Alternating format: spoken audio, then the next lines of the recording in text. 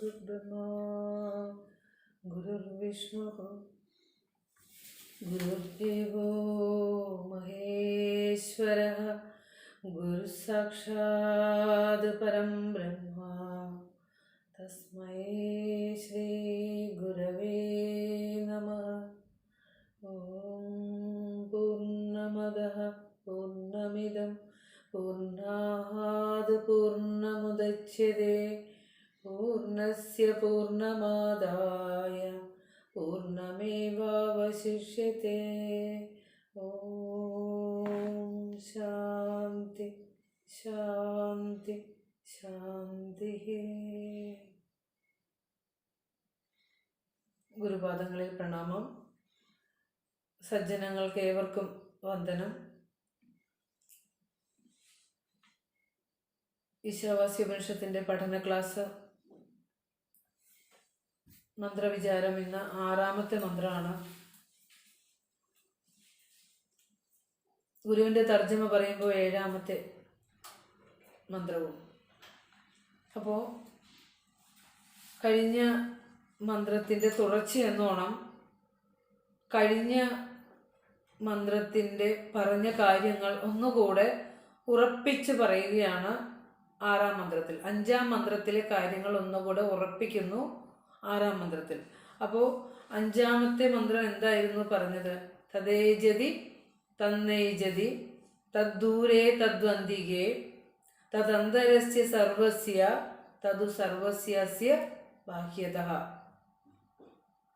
അതായത് അത് ലോലം അതലോലം അത് ദൂരം അതന്തികം അത് സർവാന്തരം അത് സർവത്തിനും പുറത്തുമാം എന്നുള്ളതായിരുന്നു ഗുരുവിൻ്റെ തർജ്ജമ.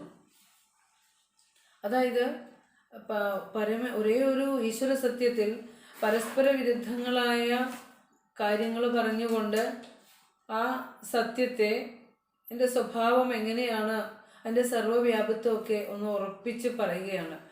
അപ്പോൾ അതായത് അത് ഈശൻ ചലിച്ചുകൊണ്ടിരിക്കുന്നതാണ്, ചലിക്കാതെ ഇരിക്കുന്നതാണ്, വളരെ ദൂരത്തുള്ളതാണ്, അടുത്തുള്ളതാണ്. ഇതൊക്കെ നമ്മൾ കഴിഞ്ഞ ക്ലാസ്സിൽ സവിസ്തരം വിശദീകരണം ചെയ്തതാണ്. പിന്നെ പറഞ്ഞു ഇത് സർവ്വതിൻ്റെയും ഉള്ളിലുള്ളതാണ്. പിന്നെ പറഞ്ഞു ഇവിടെയുള്ള സകലതിൻ്റെയും പുറത്തുമുള്ളതാണ്. ഈശൻ്റെ സർവ്വവ്യാപിത്വം ചലിക്കുന്നതാണ്, ചലിക്കാത്തതാണ്, ദൂരെയാണ്, അടുത്താണ്, സകലതിൻ്റെയും ഉള്ളിലാണ്, പുറത്താണ്. അതാ പറഞ്ഞു. പരസ്പര വിരുദ്ധങ്ങളായ പ്രസ്താവനകൾ കഴിഞ്ഞ ക്ലാസ്സിൽ പറഞ്ഞു. അത് നമ്മൾ ഓരോന്നും എന്താണെന്ന് വിശദീകരണം ചെയ്തു. അതിന് ഒന്നുകൂടെ ഉറപ്പിക്കുന്നു 6ാം മന്ത്രം. 6ാം മന്ത്രം ശ്രദ്ധിക്കുക കേട്ടോ. ഗുരുവിൻ്റെ തർജ്ജമയും മന്ത്രവും എടുത്തു വയ്ക്കുക. ആദ്യം ഒന്ന് ചൊല്ലാൻ പഠിക്കുക. പിന്നെ അതിൻ്റെ പദച്ഛേദം നോക്കാം. പിന്നെ അതിൻ്റെ ഗദ്യക്രമം അന്വയ രൂപത്തിൽ നോക്കാം. പിന്നെ ഓരോ പദങ്ങളുടെയും ആശയം, പിന്നെ വിശദീകരണം. അങ്ങനെയാണ് നമ്മൾ പോകുന്നത്. അപ്പോൾ ആദ്യം എല്ലാവരുടെയും കയ്യിൽ പ്രാർത്ഥന മഞ്ജരി ഉണ്ടാവണം. ഉപനിഷത്ത് മന്ത്രത്തിൻ്റെ മൂലം ഉണ്ടാവണം. അതിൻ്റെ തർജ്ജമയും കയ്യിലുണ്ടാവണം. ഇല്ലാത്തവരുണ്ടെങ്കിൽ അത് എങ്ങനെയെങ്കിലും അത് കളക്ട് ചെയ്യണം. നെറ്റിലൊക്കെ നമുക്ക് കിട്ടും. എടുത്തിട്ട് വേണം ക്ലാസ്സിൽ ഇരിക്കാൻ കേട്ടോ. അപ്പോൾ 6ാമത്തെ മന്ത്രം യസ്തു സർവാണി ഭൂതാനി ആത്മന്യേവാനുപശ്യതി സർവഭൂതേഷു ചാത്മാനം തതോ ന വിജുഗുപ്സതേ തതോ ന വിജുഗുപ്സതേ. യസ്തു സർവാണി ഭൂതാനി ആത്മന്യേവാനുപശ്യതി സർവഭൂതേഷു ചാത്മാനം തതോ ന വിജുഗുപ്സതേ.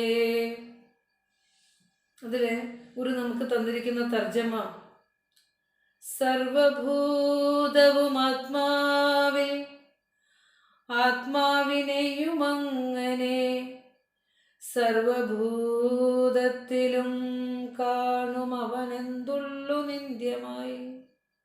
സർവഭൂതത്തിലും കാണും അവനെന്തുള്ളു നിന്ദ്യമായി.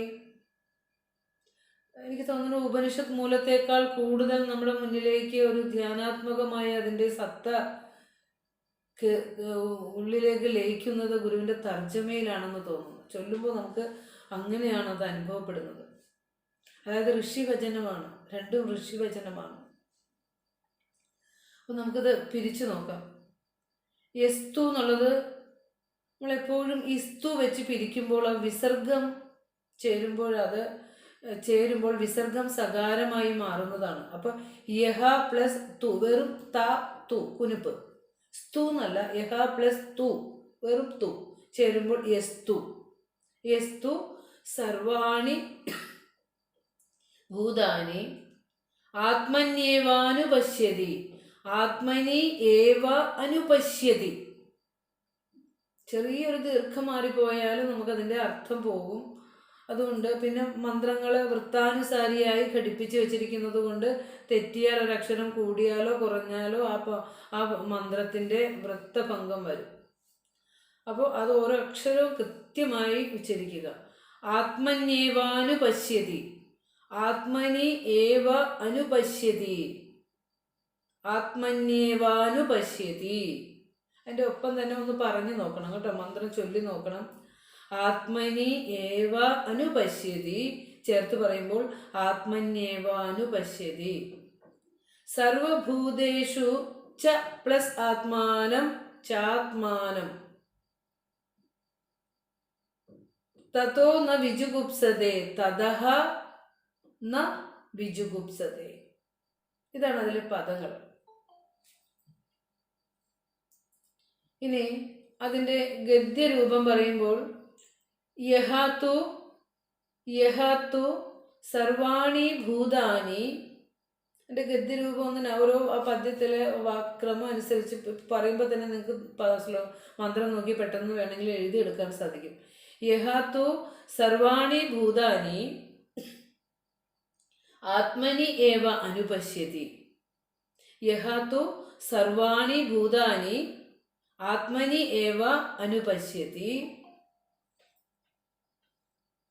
സർവഭൂതേഷു ആത്മാനം ച അനുപശ്യതി. സർവഭൂതേഷു ആത്മാനം ച അനുപശ്യതി. തതഃ ന വിജുഗുപ്സതേ.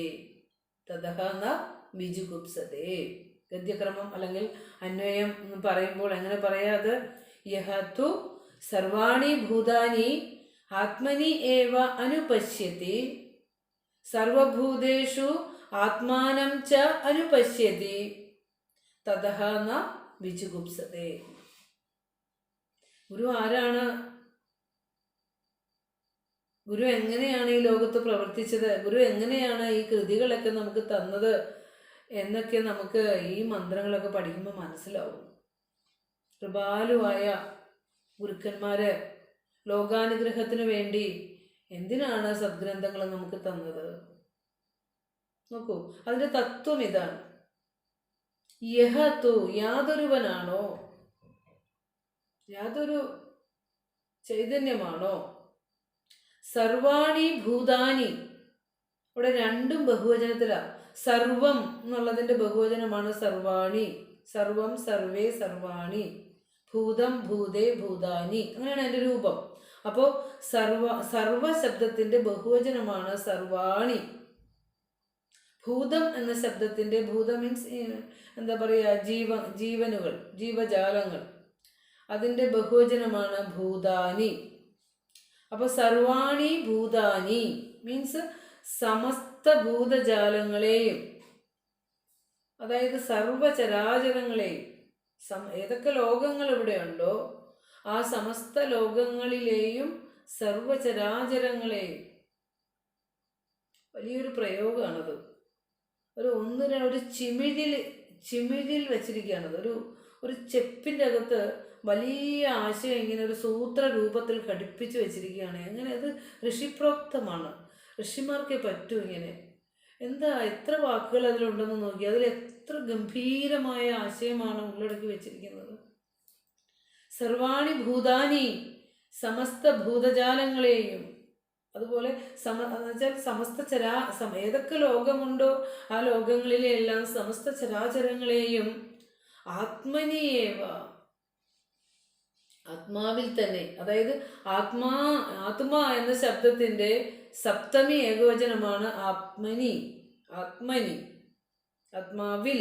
സപ്തമിക്ക് ഇൻ എന്നുള്ള ഇൽ എന്നുള്ള അർത്ഥമാണ് വരുന്നത്. അതിൽ പുഷ്പേ എന്ന് പറഞ്ഞ പുഷ്പത്തിൽ, വിദ്യാലയേ എന്ന് പറഞ്ഞ വിദ്യാലയത്തിൽ, അതുപോലൊരു രൂപമാണ്.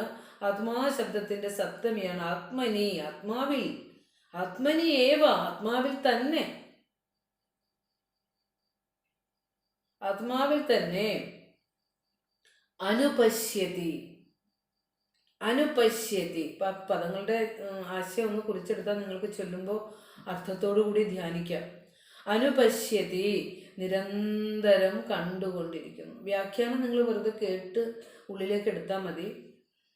പദങ്ങളുടെ അർത്ഥം നമുക്ക് പരിചയമില്ലാത്ത സംസ്കൃത പദങ്ങളായതുകൊണ്ട് നമുക്ക് വേണമെങ്കിൽ ഒന്ന് കുറിച്ചെടുക്കാം. അനുപശ്യതി മീൻസ് നിരന്തരം കണ്ടുകൊണ്ടിരിക്കുന്നു. അനു എന്നുള്ള ഉപസർഗത്തിന്റെ കൂടെ പശ്യതി എന്ന ക്രിയാരൂപം ചേർത്തിരിക്കുകയാണ്. പശ്യതി മീൻസ് കാണുക, അനുപശ്യതി മീൻസ് നിരന്തരമായി കാണുക. അനുസരതി അല്ലെ, അനുസരിക്കുക, നിരന്തരമായി ചെയ്യുന്ന കാര്യമാണ്. അനുധാവനം, അനുഗമിക്കുക, അത് നിരന്തരമായി ചെയ്യുന്നതാണ്. അപ്പോൾ അനുപശ്യതി എന്ന് പറഞ്ഞാൽ ഇവിടെ വെറുതെ കാണലല്ല, നിരന്തരം കാണുന്നു അല്ലെ. തെരുതര വീണു വണങ്ങിയോദനം എന്ന് പറഞ്ഞ പോലെ നിരന്തരം കരുവിന് കണ്ണുകൾ അഞ്ചുമുള്ളടക്കി തെരുതര വീണു വണങ്ങിയോതിടണം എന്ന് പറഞ്ഞ പോലെ നിരന്തരം കണ്ടുകൊണ്ടിരിക്കുന്നു. അപ്പോൾ സമസ്ത ആരാണോ, യാതൊരുവനാണോ സമസ്ത ഭൂതജാലങ്ങളെയും ആത്മാവിൽ തന്നെ കണ്ടുകൊണ്ടിരിക്കുന്നത്, തന്നിൽ തന്നെ, ആത്മാവിൽ മീൻസ് തന്നിൽ തന്നെ സമസ്ത ഭൂതജാലങ്ങളെയും കണ്ടുകൊണ്ടിരിക്കുന്നത്. താൻ ആ ഈശ്വരാംശമാകുമ്പോൾ ആ ഈശ്വരാംശമാണ് എല്ലാത്തിലും നിറഞ്ഞിരിക്കുന്നത് എന്നറിയുമ്പോൾ എന്നർത്ഥം. തന്നിൽ തന്നെ സമസ്ത ഭൂതജാലങ്ങളെയും കാണുന്നത്, ആത്മാവിൽ എന്ന് പറഞ്ഞ തന്നിൽ തന്നെ. അടുത്തത് സർവഭൂതേഷു. രണ്ടിൻ്റെയും അർത്ഥം ഒന്ന് തന്നെയാണ്. ഈ പറയുന്ന അന്വയ വ്യതിരേക രൂപത്തിൽ പറയുന്നു എങ്കിലും രണ്ടിൻ്റെയും അർത്ഥം ഒന്ന് തന്നെയാണ്. ഇവിടെ പറയാണ് ആദ്യം പറഞ്ഞു തന്നിൽ സർവഭൂതങ്ങളെയും കാണുന്നു. പിന്നെ പറയാണ് സർവഭൂതേഷു ആത്മാനം ച, സമസ്ത ചരാചരങ്ങളിലും ആത്മാവിനെ കാണുന്നു. തന്നിൽ സമസ്ത ചരാചരങ്ങളെയും കാണുന്നു, ആത്മാവിൽ സർവഭൂതങ്ങളിലും ആത്മാവിനെ കാണുന്നു. തിരിച്ചും മറിച്ചും പറയാം, രണ്ടും ഒന്ന് തന്നെയാണ്. എല്ലാ ഭൂതങ്ങളിലും ആത്മാവിനെയും കാണുന്നു, ആത്മാവിൽ സർവഭൂതങ്ങളെയും ആത്മാവിലും കാണുന്നു, സർവഭൂതങ്ങൾ ആത്മാവിലും കാണപ്പെടുന്നു. ഇങ്ങനെ അനുപശ്യതി, നിരന്തരം കണ്ടുകൊണ്ടിരിക്കുന്നു. അതായത് ഞാൻ എന്നിൽ സമസ്ത ചരാചരങ്ങളെയും കാണുന്നു, അതുപോലെ തന്നെ സമസ്ത ചരാചരങ്ങളിലും ഈശ്വരാംശം അടങ്ങി, ഈശ്വരാംശം തന്നെയാണ് എന്നുള്ള രൂപത്തിലുള്ള ഒരു ദർശനം. അതായത് അത് നമുക്ക് വിശദീകരിക്കുമ്പോൾ കൂടുതൽ പറയാം. ഇപ്പോൾ വാക്കുകളുടെ അർത്ഥം മാത്രം എഴുതുക. സർവഭൂതേഷു, സർവഭൂതങ്ങളിലും ആത്മാനം ച, ആത്മാവിനെയും, തന്നിൽ സർവഭൂതങ്ങളെയും, സർവഭൂതങ്ങളിൽ തന്നെ തന്നെയും എന്നർത്ഥം. സർവഭൂതങ്ങളിൽ തന്നെ തന്നെ എന്ന് പറഞ്ഞാൽ ആത്മാവിനെ തന്നെയും അനുപശ്യതി, നിരന്തരം കണ്ടുകൊണ്ടിരിക്കുന്നത്. തതഹ, അക്കാരണത്താൽ അല്ലെങ്കിൽ അതുകൊണ്ട്, അവന്, അവിടെ അവന് എന്ന് നമ്മൾ അന്വയിച്ചെടുക്കുമ്പോൾ അവന് എന്ന് പറഞ്ഞാലേ ആ ഒരു വാക്കിൻ്റെ അർത്ഥം പൂർണ്ണമാവുകയുള്ളൂ. അങ്ങനെയുള്ളവൻ, ഈ യഥാത്തു എന്ന് നമ്മൾ ആദ്യം പറഞ്ഞില്ലേ, ഈ അതൊരുവനാണോ സർവഭൂതങ്ങളെയും ആത്മാവിൽ കാണുന്നത്, തന്നിൽ കാണുന്നത്, സർവഭൂതങ്ങളിലും ആത്മാംശം കാണുന്നത്. തതഹ, അങ്ങനെയുള്ള അവന് അക്കാരണത്താൽ ന വിജുഗുപ്സതേ. വിജുഗുപ്സ മീൻസ് ജുഗുപ്സ എന്ന് പറഞ്ഞാൽ വെറുപ്പ് എന്നർത്ഥം. ജുഗുപ്സാവഹം നമ്മൾ പറയാറില്ലേ, വെറുപ്പ്. അതൊരു വിശേഷേണ എന്നുള്ള അർത്ഥത്തിൽ വി എന്ന ഉപസർഗം കൂടി ചേർത്തിട്ട് വിജുഗുപ്സതേ, ന വിജുഗുപ്സതേ. എന്നാ ചേർത്തില്ലെങ്കിൽ അത് നിന്ദിക്കുന്നു എന്നായിപ്പോവും. ന വിജുഗുപ്സതേ ചേർക്കുമ്പോഴാണ് നിന്ദിക്കുന്നില്ല എന്നുള്ള അർത്ഥമാകുന്നത്. അതായത് സർവ്വതിലും ഈശ്വരാംശം കാണുന്ന ഒരുവന് ഒന്നിനെയും നിന്ദിക്കാൻ പറ്റില്ല, അതുകൊണ്ട് അവൻ ആരെയും നിന്ദിക്കാൻ പറ്റില്ല എന്നാണ് ഈ മന്ത്രത്തിൻ്റെ പൊരുൾ. അതിലെ ഗുരു തന്നിരിക്കുന്നതോ സർവഭൂതവും ആത്മാവിൽ. നമുക്ക് ഇത് തന്നെ വായിച്ചാൽ മതി, അർത്ഥം കിട്ടും. സർവഭൂതവും ആത്മാവിൽ, ആത്മാവിനെയും അങ്ങനെ, അത് യസ്തു സർവാണി ഭൂത, ആദ്യത്തെ 2 വരി യസ്തു സർവാണി ഭൂതാനി ആത്മന്യേവാനുപശ്യതി. ഇത് പദാനുപദം നമുക്ക് ട്രാൻസ്ലേറ്റ് ചെയ്യാൻ പറ്റില്ല, ആശയമാണ് ഗുരു ചെയ്തിരിക്കുന്നത്. അപ്പോൾ നമുക്ക് ആദ്യത്തെ 2 വരിക്ക് മന്ത്രത്തിലെ ആദ്യത്തെ 2 വരിയുടെ തർജ്ജമയാണ്. സർവഭൂതവും ആത്മാവിൽ, ആത്മാവിനെയും അങ്ങനെ, ഈ സമസ്ത ചരാചരങ്ങളും ആത്മാവിൽ നിന്നാണ് ഉണ്ടായത്. സമസ്ത ചരാചരങ്ങൾക്കും കാരണസത്തയായിരിക്കുന്ന ആത്മാവാണ്. ഇനി ഓരോന്നിലും സമസ്ത ചരാചരങ്ങളുടെ ഉള്ളിലും ചൈതന്യമായിരിക്കുന്നത് ആത്മാവാണ് എന്നുള്ള അർത്ഥത്തിൽ. അങ്ങനെ സർവഭൂതത്തിലും കാണും അവന് എന്ത് ഉള്ളു നിന്ദ്യമായി. എല്ലാത്തിലും ഈശ്വരസത്തയെ കാണുന്നവന് ഇവിടെ ഒന്നിനെയും നിന്ദിക്കാൻ സാധ്യമല്ല എന്നാണ് ഈ ഏകത്വ ദർശനമാണ്. മന്ത്രത്തിൻ്റെ പൊരുൾ അതാണ്. ഇനി നമുക്ക് ഇതിൻ്റെ വ്യാഖ്യാനത്തിലേക്ക് പോകുമ്പോൾ എങ്ങനെയാണ് ഇതിൻ്റെ വിശദീകരണം എന്ന് നോക്കാം. അതായത് യസ്തു സർവാണി ഭൂതാനി ആത്മന്യേവാനുപശ്യതി സർവഭൂതേഷു ചാത്മാനം തതോ ന വിജുഗുപ്സതേ. നിങ്ങൾ ഓഡിയോ അറിയാതെ അൺമ്യൂട്ടായി പോകരുത് കേട്ടോ, വോയിസ് ഡിസ്റ്റർബൻസ് വരുന്നുണ്ട്. അപ്പോൾ ഇവിടെ നമ്മൾ ശ്രദ്ധിക്കേണ്ടത്, ഈ മന്ത്രത്തിൽ എല്ലാ മന്ത്രങ്ങളിലും ഗുരു ഈശൻ എന്നുള്ള പദത്തിൻ്റെ അർത്ഥത്തിലാണ് കൊടുത്തിരിക്കുന്നത്. ഇവിടെ ഈശന് പകരം ഏത് പദം ഉപയോഗിച്ചിരിക്കുന്നതെന്ന് പറയാം. ഈശൻ എന്നതിന് പകരം ആത്മാന്ന് പറഞ്ഞിരിക്കുന്നത് അല്ലേ? ഈ മന്ത്രത്തിൽ ഈശൻ എന്നതിന് പകരം ആത്മാ എന്നാണ് ഗുരു ഉപയോഗിച്ചിരിക്കുന്നത്. അതായത് പിന്നെ പറയാം, ഇത് ഉപനിഷത്തിന്റെ സൂത്രരൂപത്തിലുള്ള വാക്യമാണ്. ഈ നാല് വരികൾ ഉപനിഷത്തിൽ തന്നെ സൂത്രരൂപത്തിൽ എന്ന് പറഞ്ഞ ആശയം ചുരുക്കി അല്പാക്ഷരത്തിൽ അസന്ധിഗ്ധമായി ഒരാശയത്തെ ഉൾക്കൊള്ളിച്ചുകൊണ്ടിരിക്കുന്നതിനെയാണ് സൂത്രരൂപം എന്ന് പറയാം അല്ലേ? തമിഴിൽ ഇതിനെ ചിമിഴെന്ന് പറയാം. ഒരു ചെപ്പിനകത്തേക്ക് വെക്കുന്നത് പോലെ വലിയൊരാശയത്തെ നമുക്ക് ചെറിയ വാക്കുകളിലൂടെ പറഞ്ഞു തന്നിരിക്കുന്നു.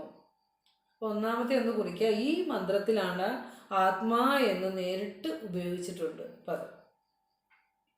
ഇനി ഇതിൻ്റെ വിശദീകരണം നോക്കുമ്പോൾ ഈ പ്രപഞ്ചം, ഇത് പറഞ്ഞത് ഒരേ കാര്യം തന്നെയാണ്.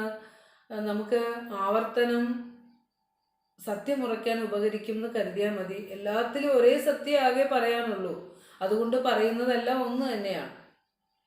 ഈ പ്രപഞ്ചം എന്നാൽ അദ്വയവും ഏകവുമായ ആത്മാവിൻ്റെ പ്രകാശനമാണ്, ആത്മാവിൻ്റെ ആവിഷ്കാരമാണ് ഈ പ്രപഞ്ചം. ഇനി ഈ പ്രപഞ്ചത്തിൽ അല്ലെങ്കിൽ നമ്മൾ ആത്മാവിൽ, നമ്മളുടെ ചൈതന്യത്തിൽ, ആത്മസ്വരൂപത്തിൽ ദേഹ ഇന്ദ്രിയാദികളെ അധ്യാസം ചെയ്തതുകൊണ്ടാണ് ഞാൻ എന്ന അഹന്ത പൊന്തിയത്. ആത്മാവിൽ, ആ ആത്മസ്വരൂപത്തിൽ നമ്മൾ ദേഹ ഇന്ദ്രിയാദികളെ, ഞാൻ ദേഹമാണ്, ഞാൻ ശരീരമാണ്, ഞാൻ ഇന്ദ്രിയമാണ്, ഞാൻ ബുദ്ധിയാണ്, ഞാൻ മനസ്സാണ് എന്ന രീതിയിൽ അഹന്തയും മമതയും ഒക്കെയായി നമ്മൾ അധ്യാസം ചെയ്തതുകൊണ്ടാണ് നമുക്കിവിടെ ഒരു വലിയ ഞാനവിടെ പൊന്തിയത്. അപ്പോൾ ഞാൻ അധ്യാസം ചെയ്യാൻ കാരണം ദേഹ ഇന്ദ്രിയാദികളാണ് ഞാൻ എന്ന് ധരിച്ചത് കൊണ്ടാണ് ആത്മസത്യത്തെ മറന്നുപോയതെന്നർത്ഥം. അപ്പോൾ അപ്പോൾ ഞാൻ എന്നെ പലതായി കണ്ടതുപോലെ തന്നെ, എന്നെ പലതായി, ശ്രദ്ധിക്കണം കേട്ടോ, കുറച്ച് തത്വമാണ്. ഞാൻ എന്നെ പലതായി കാണുക എന്ന് പറഞ്ഞാൽ ഏകമായ ആ സത്യത്തിൽ നിന്ന് സ്പന്ദിച്ചുയർന്നപ്പോൾ ഉണ്ടായ ഇന്ദ്രിയങ്ങൾ, മനസ്സ്, പ്രാണൻ, ശരീരം, ഇതൊക്കെ ആ ശക്തി സ്പന്ദിച്ച് രൂപം പ്രാപിച്ചു വന്നതാണ്. പക്ഷേ ആ ഏകമായ സത്യം ചലിക്കാത്ത സത്യമാണ്. ആ സത്യത്തെ മറന്നുകൊണ്ട് ഈ ചലിച്ചു പൊന്തിയ അനിത്യമായ ഭ്രമത്തെ സത്യമെന്ന് കരുതി നമ്മൾ പിടിച്ചിരിക്കുക. അതുകൊണ്ട് ഞാൻ തന്നെ പലതാന്ന് എനിക്ക് തോന്നി. അതായത് ഞാൻ ഇന്ദ്രിയമാണ്, ദേഹമാണ്, ശരീരമാണെന്നൊക്കെ എനിക്ക് തോന്നിപ്പോയി. സ്വരൂപം മറന്ന് യാത്രക്കാരാണ് നമ്മൾ കേട്ടോ. സത്യം, അതായത് എന്താണ്, ഞാൻ ആരാണെന്ന് മറന്നുപോയി സഞ്ചരിക്കുന്നവരാണ് നമ്മളെല്ലാവരും. നമ്മളിപ്പോൾ ഓരോ പേരും കിട്ടിയിട്ടുണ്ട്, നമുക്കൊരു അഡ്രസ്സുണ്ട്, നമുക്ക് എവിടെയൊക്കെയോ ഒരു കുഞ്ഞു കൂട്ടി പെട്ടുപോയിട്ടുണ്ട്. അതാണ് ഞാനെന്ന് കരുതി ജീവിക്കുന്ന നമ്മളോടാണ് വലിയ ഒരു തത്വം നമ്മുടെ മുന്നിലേക്ക് വെക്കുകയാണ്. അപ്പോൾ ഞാൻ എന്നെ പലതായി കണ്ടതുപോലെ തന്നെ പ്രപഞ്ച ഘടകങ്ങളെയും ഞാൻ നാനാത്വം കണ്ടു, പലതായി കണ്ടു. ആത്മാവിനെ മറന്നിട്ട് ഞാൻ പലതായി കണ്ടു. അതുപോലെ തന്നെ ഞാൻ ഈ പ്രപഞ്ചത്തെയും പലതായി കണ്ടു. അപ്പോൾ നമ്മളെ സംബന്ധിച്ചിടത്തോളം കാണുന്ന ഓരോന്നും വേറെ വേറെ വേറെ കാഴ്ചകളാണ്. പക്ഷേ മഹാപുരുഷന്മാർ ഇവിടെ വേറെ ഒന്നും കണ്ടിട്ടില്ല എന്നുള്ളതാണ്. എല്ലാവരെയും ഒന്നായിട്ട് കണ്ടു എന്ന് പറയുമ്പോൾ നമുക്കത് പറയുമ്പോൾ തന്നെ നമുക്കത് മനസ്സിലാവുന്നില്ല, അങ്ങനെ എങ്ങനെ സാധിക്കാം. പക്ഷെ അത് അവരുടെ ദർശനമാണ്. നമ്മളിതിപ്പോൾ സിദ്ധാന്തപരമായി പറയുമ്പോൾ പോലും നമുക്കത് കേൾക്കുമ്പോൾ ഒരു ആനന്ദം വരുന്നുണ്ട്. അപ്പോൾ നമ്മൾ അനുഭവിച്ചാലുള്ള അനുഭവം എത്രയായിരിക്കും എന്ന് ആലോചിച്ച് നോക്കും. അതുകൊണ്ടാണ് ശങ്കരാചാര്യ സ്വാമികൾ ഭഗവത്പാദരെ നിർവാണ ഷഡ്കത്തിൽ പറയണത് മനോബുദ്ധി അഹങ്കാര ചിത്താനിനാഹം. അവരങ്ങനെയാണ് പ്രാക്ടീസ് ചെയ്യുന്നത്. ഞാൻ മനസ്സല്ല, അഹങ്കാരമല്ല, അല്ല ഞാൻ അന്ധകരണമല്ല. നജ ശ്രോത്ര ജിഹ്വേ നജ ഹ്രാണനേത്രേ. ഞാൻ എൻ്റെ ഇന്ദ്രിയങ്ങളൊന്നും ഞാനല്ല, ജ്ഞാനേന്ദ്രിയങ്ങളോ കർമ്മേന്ദ്രിയങ്ങളോ ഒന്നും ഞാനല്ല. ഞാൻ അന്ധകരണമല്ല, ഞാൻ ഇന്ദ്രിയമല്ല. നജവ്യോമ ഭൂമിർന്ന തേജോനവായു. ഞാൻ ഞാൻ പഞ്ചഭൂതങ്ങളും അല്ല. ചിദാനന്ദരൂപ ശിവോഹം ശിവോഹം. നമ്മളൊരു 100 പ്രാവശ്യം ഇതൊക്കെ ഇങ്ങനെ പറഞ്ഞ് നമ്മുടെ ആത്മസ്വരൂപത്തെ തെളിയിക്കണം. ഞാൻ സച്ചിദാനന്ദ സ്വരൂപമായ ആ ശിവമാണ്, ജഗദീശ്വരനാണ് എന്ന് ആണ് അവരുടെ ദർശനം. അതാണ്. അപ്പോൾ അങ്ങനെ ദർശനം വയ്ക്കുമ്പോൾ അവർക്ക് തൊട്ടടുത്ത ശ്ലോകത്തിൽ ഭഗവത്പാദർ പറയാ, നമേ ദ്വേഷരാഗോ നമേ ലോഭമോഹോ മതോ നൈവ മേ നൈവ മാത്സര്യഭാവഃ. ഓക്കെ, അപ്പോൾ ഞാൻ ഇതൊന്നുമല്ല എങ്കിൽ പിന്നെ എനിക്കൊന്നുമില്ലല്ലോ. ഞാൻ ഈ ഇന്ദ്രിയമല്ല, ശരീരമല്ല, പഞ്ചഭൂതാത്മകമായ ശരീരമല്ല, എൻ്റെ അന്ധകരണമല്ല, ഇന്ദ്രിയമല്ല. ഞാൻ ആ പരമശിവമാണ്, ശൈവ ചൈതന്യമാണ് എന്നൊരു ബോധം ആർക്കുണ്ടാകുന്നു അവനിൽ വരണ ചിന്തയാണ് നമ്മെ ദ്വേഷരാഗവും. നമുക്ക് അതൊക്കെ ഇല്ലാതെയാകാൻ എത്ര ജന്മം കഴിയണമല്ലേ. എനിക്ക് ദ്വേഷരാഗങ്ങളില്ല, ആരോടും ദ്വേഷമില്ല, ആരോടും ഇഷ്ടമില്ല. പിന്നെ നമ്മേ ലോഭമോഹവും. എനിക്ക് മോഹമില്ല, ഭ്രമമില്ല, അത്യാഗ്രഹമില്ല, എനിക്ക് അഹങ്കാരമില്ല, മാത്സര്യമില്ല എന്നുള്ള ഭാവത്തിൽ അവർ എത്തണത്. ഇത് ഞാൻ ശരീരമല്ല, അറിവാണ് എന്ന ചിന്ത വരുമ്പോഴാണ് നമ്മളിൽ മാത്സര്യം വെടിഞ്ഞു പോണത്. നമ്മളിലൊക്കെ നന്നായിട്ടുണ്ട്, പ്രബലമായിട്ടുണ്ട് ഈ നാനാത്വം. അപ്പോൾ അതിനെ എങ്ങനെയെങ്കിലൊക്കെ അതിനെ ഒന്ന് ഈ സത്യം ഒന്ന് കേട്ടും പറഞ്ഞും പഠിച്ചുമൊക്കെ ഈ സത്യം ഒന്ന് സ്വരൂപത്തിലേക്കൊന്ന് തെളിയിക്കണേ എന്നൊക്കെ നമുക്ക് പ്രാർത്ഥിച്ചുകൊണ്ട് നമുക്ക് ഓരോ മന്ത്രങ്ങളൊക്കെ പഠിക്കാം. അപ്പം നമ്മൾ പറഞ്ഞത് ആത്മാവിൽ ദേഹേന്ദ്രിയാദികളെ മനനം ചെയ്ത് അധ്യാസം ചെയ്തത് കൊണ്ടാണ് ഞാൻ എന്ന അഹന്ത പൊന്തിയത്. അതുകൊണ്ട് തന്നെയാണ് പ്രപഞ്ച ഘടകങ്ങളെയും പ്രപഞ്ചത്തെയും നമ്മൾ പലതായിട്ട് കണ്ടത്. അപ്പോൾ നമുക്ക് എങ്ങനെ ഇതിനെ ഇല്ലാണ്ടാക്കാം? ഈ അധ്യാസത്തെ എങ്ങനെ ഇല്ലാണ്ടാക്കാം? നിത്യ അനിത്യ വിവേകം നന്നായിട്ട് വേണം. ഈ പ്രപഞ്ചത്തിൽ ജീവിക്കുമ്പോഴേ നമ്മൾ വാഗുണ്ട് പറയണതല്ല. ഇപ്പം ഞാൻ ഈ കഴിഞ്ഞ ദിവസം ഒരു മരണ വീട്ടിൽ പോയി. അവിടെ ചെന്നപ്പോൾ ശരിക്കും പറഞ്ഞു കഴിഞ്ഞാൽ വളരെ സ്നേഹത്തോടെ വർഷങ്ങളായി പിരിയാതെ, അതായത് ഒരിടത്ത് മാറി അവരെങ്ങും താമസിച്ചിട്ടില്ല, അങ്ങനെ ജീവിക്കുന്ന ഒരു കുടുംബമാണ്. പക്ഷെ നല്ല ഗുരുഭക്തരുമാണ്. ചെന്നപ്പോൾ ആ മരണ വീട്ടിൽ ആ അമ്മ ഇരുന്നത് വളരെ ശാന്തമായി പുഞ്ചിരിയോടുകൂടി വന്നവരോടൊക്കെ വിശേഷങ്ങൾ തിരക്കി. കഴിഞ്ഞപ്പോൾ എല്ലാവരെയും പറഞ്ഞയച്ചു. അത് കഴിഞ്ഞപ്പോൾ അമ്മ ആഹാരം കഴിച്ചു. വളരെ ശാന്തമായി ചെറിയൊരു ആത്മാവിൻ്റെ നിത്യത്തെക്കുറിച്ചും ശരീരത്തിൻ്റെ നശ്വരതയെക്കുറിച്ചൊക്കെ ചെറിയൊരു പ്രഭാഷണവും അവിടെ നടന്നു. അപ്പോൾ എനിക്ക് മനസ്സിലായി, അതുകൊണ്ട് തന്നെയാണ് ആ ശാന്തത വന്നത്, അല്ലേ? അപ്പോൾ നമ്മളൊക്കെ പറയും, നമ്മൾക്ക് എന്തെങ്കിലും സംഭവിക്കുമ്പോൾ നമ്മൾ എന്ത് ചെയ്യും? ഈ പറഞ്ഞതൊക്കെ ഒരു ഭാഗത്തേക്ക് മാറ്റി വെക്കും. നമുക്ക് ചങ്ക് പൊട്ടി നമ്മൾ കരയും. കാരണം എന്താ, നമുക്ക് ഇത് ഇപ്പോഴും ഇതൊക്കെ സത്യാന്ന് പിടിച്ചു വെച്ചിരിക്കുന്നതുകൊണ്ട്. അപ്പോൾ ഇത് നമ്മളെ കുറിച്ചാണ് പറയണത്. വെറുതെ ഈശാവാസ്യ ഉപനിഷത്ത് പഠിക്കുകയല്ല. ഭയമില്ലാതാകണം, ഈ ലോകത്ത് ധീരമായി ജീവിക്കണം, ഈ ശരീരം ഉണ്ടായാൽ അതിന് മരണമുണ്ട്, നാശമുണ്ട് എന്നുള്ള ഒരു ഉറപ്പ്, എന്നുള്ള ഒരു സത്യം, ആ സത്യം ഉണ്ടാകണം. അതുകൊണ്ടാണ് പറഞ്ഞത്, നിത്യാനിത്യ വിവേകം കൊണ്ട് മാത്രമേ നമുക്ക് ആ അധ്യാസത്തെ ഇല്ലാതാക്കാൻ സാധ്യമാവുകയുള്ളൂ. നിത്യവസ്തു ഏത്? നിത്യവസ്തു ആത്മാവാണ്. അനിത്യവസ്തു ശരീരമടക്കം ഉണ്ടായി വന്നിരിക്കുന്ന ഈ പ്രപഞ്ച വസ്തുക്കൾ, ഘടകങ്ങൾ ഓരോന്നും ഉണ്ടായി നിലനിന്ന് മറയുന്നതാണ് എന്ന ആ സത്യത്തെ ഉൾക്കൊള്ളുക, നന്നായി മനസ്സിലാക്കുക. അപ്പോൾ അങ്ങനെ സത്യമറിഞ്ഞ ഒരുവനാണ് തന്നിലും പ്രപഞ്ച ഘടകങ്ങളിലുമൊക്കെ ഏകതയെ കാണാൻ സാധിക്കുന്നത്. അവരുടെ ഉൾപ്പാട്ടുകളാണ് ലോകമേ തറവാട്, അല്ലേ? തനിക്ക് പുൽകളും പുഴുക്കളും കൂടിത്തൻ കുടുംബക്കാർ.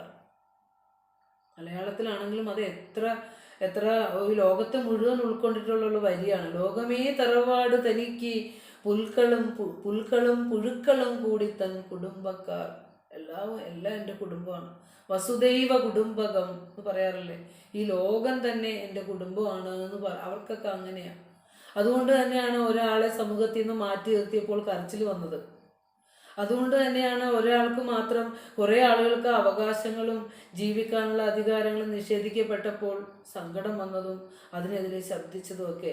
ഈ ഉൾക്കാഴ്ച, ഈ ദർശനം, ഈ ഏകത, അതിനെ അനുഭവിച്ചുകൊണ്ടാണ് ശ്രീനാരായണ ഗുരുദേവൻ എന്ന ഋഷീശ്വരൻ അനുകമ്പാമൂർത്തിയായതും ഈ സമൂഹത്തിൽ പ്രവർത്തിച്ചതൊക്കെ.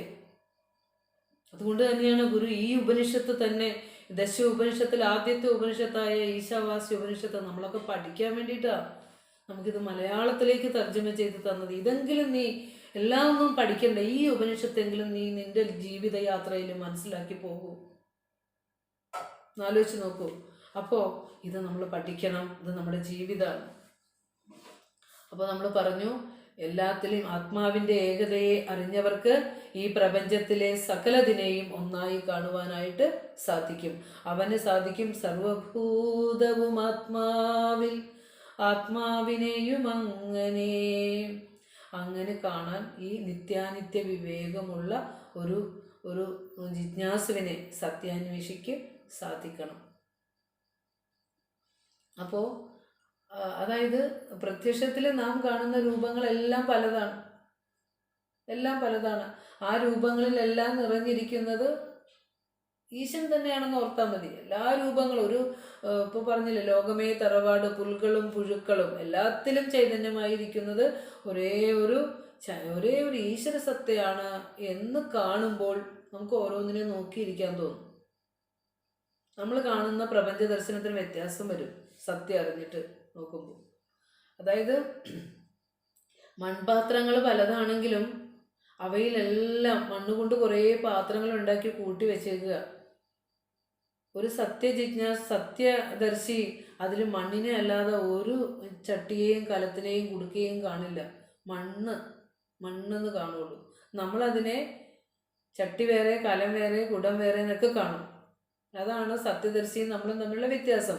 കാരണം അതിലെ മണ്ണെന്നുള്ള വസ്തുവാണ് എല്ലാത്തിലും ഒരുപോലെ സർവ്വവ്യാപിയായിരിക്കുന്നത്, നിറഞ്ഞിരിക്കുന്നത്. അതുകൊണ്ട് എങ്കിലും നമ്മൾ അതറിയാതെ ഇതിനെ വെറും ഒരു പേരും ഇട്ട് ഒരു രൂപവും കൊടുത്ത് നമ്മൾ വിളിച്ചുകൊണ്ടിരിക്കുക. അതുപോലെ തന്നെയാണ് നമ്മളും. നമ്മൾക്കൊരു പേരുണ്ട്, ഒരു രൂപമുണ്ട്. അപ്പം നമ്മൾ ആ പേരുകാരിയായി, ആ രൂപക്കാരിയായി. അറിയേണ്ടതിനെ അറിഞ്ഞില്ല, അറിയേണ്ടാത്തതിനെ അറിഞ്ഞ് അതാണ് സത്യമെന്ന് കരുതി പിടിച്ച് ഇത്രയും കാലമായി ജീവിച്ചുകൊണ്ട് പോണേ. ഇനിയിപ്പോൾ ഈ സത്യമൊക്കെ ഒന്ന് അറിയാൻ വേണ്ടിയിട്ട് ഈശാവാസ്യ ഉപനിഷത്തൊക്കെ നമ്മുടെ ശ്രോത്രപുടങ്ങളിലും ജിഹ്വാഗ്രത്തൊക്കെ എത്തി, അല്ലേ? അപ്പോൾ അതൊക്കെ കേട്ട് ഉറപ്പിച്ച് സത്യം ഇതാണ്, അതെനിക്കൊന്ന് ഉറയ്ക്കണേ എന്നൊക്കെ ഒന്ന് ഗുരുവിനോട് പ്രാർത്ഥിച്ച് നമുക്ക് കടന്നു പോകണം. അതായത് പാത്രങ്ങൾ പലതാണെങ്കിലും മണ്ണൊന്നാണ്, ആഭരണങ്ങൾ പലതാണെങ്കിലും സ്വർണ്ണം ഒന്നാണ്. അതുപോലെ പ്രപഞ്ചമായാലും ദേഹമാണെങ്കിലും സമഷ്ടിയാണെങ്കിലും വ്യഷ്ടിയാണെങ്കിലും അത് പലതാണെങ്കിലും സത്ത് ഒന്നേ ഉള്ളൂ. അതാണ് നമ്മൾ അറിയുന്നത്. അതായത് ഇവിടെ ഒരു കടലിനെ എടുക്കുമ്പോൾ, കടലിനെ മൊത്തം നോക്കുമ്പോൾ അതിനെ നമുക്ക് സമഷ്ടി എന്ന് പറയാം. ഇനി ഈ വാക്കുകളൊക്കെ പഠിച്ചു വെക്കണം കേട്ടോ. സമഷ്ടി പൊതുവെ എല്ലാത്തിനെയും കൂടി ചേർത്ത് പറയുന്നതാണ്. ഒരു കാടിനെ മൊത്തം പറയുമ്പോൾ സമഷ്ടി, അതിൽ ഓരോ വൃക്ഷത്തെ എടുത്ത് പറയുമ്പോൾ വെഷ്ടി എന്ന് പറയും. അപ്പോൾ അങ്ങനെ ഇത് മനസ്സിലാക്കി കഴിഞ്ഞാൽ പിന്നെ അത് പറയുമ്പോൾ എളുപ്പമാവും നമുക്ക്. അതായത് സമഷ്ടിയായ കടലിലും വെഷ്ടിയായ തിരയിലും നിറഞ്ഞിരിക്കുന്നത് വെള്ളം തന്നെയാണ്. ഈ സത്യം ഒന്ന് മനസ്സിലാക്കാൻ വേണ്ടിയിട്ടാണ് ഇങ്ങനെയൊക്കെ പറയണത്. കടൽ ഒരുമിച്ചുള്ള ആ കടലിലും അതിൽ നിന്ന് പൊന്തുന്ന ഓരോ തിരയിലും അടങ്ങിയിരിക്കുന്നത് വെള്ളം മാത്രമാണ്. അപ്പോൾ തിരയുടെയും കടലിൻ്റെയും ആത്മാവ് എന്താന്ന് ചോദിച്ചാൽ വെള്ളമാണ് എന്നർത്ഥം. അതായത് ആത്മാവ് ബ്രഹ്മം എന്നുള്ള പദം തന്നെ എല്ലായിടത്തും ഒരുപോലെ നിറഞ്ഞിരിക്കുന്നത് കൊണ്ടാണ് ബ്രഹ്മഹതീതി ബ്രഹ്മ, എല്ലായിടത്തും നിറഞ്ഞ് വ്യാപിച്ചിരിക്കുന്നു. ഒരണു പോലും അതില്ലാത്തതില്ല. നമ്മൾ പഠിച്ചതല്ല, അതുകൊണ്ടാണ് അത് ചലിക്കാത്തതാണെന്ന് പറയുന്നത്. ഒരണു പോലും ആ ബ്രഹ്മസത്യം അല്ലാത്തതില്ല ഇവിടെ. അതുകൊണ്ട് ആ അർത്ഥം തന്നെ ബ്രഹ്മം എന്നുള്ള പദത്തിനുണ്ട്. ആത്മാവ്, ആതതമായത്, എങ്ങും നിറഞ്ഞിരിക്കുന്നത് എന്ന ആ ശബ്ദത്തിന് തന്നെ ആ അർത്ഥമാണുള്ളത്. ഇനിയിപ്പോൾ നമ്മൾ മനസ്സിലാക്കുമ്പോൾ ഒരു സമുദ്രത്തിലെ ഒരു തിര, ആ തിരയ്ക്ക് അതിനെക്കുറിച്ചുള്ള സത്യം അറിയാൻ അത് തീരുമാനിച്ചു. ഒരു തിര ഞാൻ ആരാണെന്ന് അറിയാനായിട്ട് തീരുമാനിച്ചു. അപ്പോൾ അതറിയുന്നു ഞാൻ വെള്ളമാണെന്ന് അറിയുന്നു. വെറുതെ കേട്ടോ, നമ്മളിലേക്ക് അത് അന്വയിച്ചെടുക്കണം. ഒരു തിര ഞാൻ ആരാണെന്ന് അറിയാൻ തീരുമാനിച്ചു. അപ്പോൾ അത് അറിഞ്ഞു അത് വെള്ളമാണ്. ഈ അറിവുണ്ടായി കഴിഞ്ഞാൽ തിരക്കുണ്ടാകുന്ന അനുഭൂതി എന്താ? ഞാൻ വെള്ളമാണ്, ഞാൻ തിരയല്ല, ഞാൻ വെള്ളമാണ്. ഒന്നുകൂടി പറയാം. ഒരു തിര തീരുമാനിച്ചു തന്നെക്കുറിച്ചുള്ള സത്യം അറിയാൻ.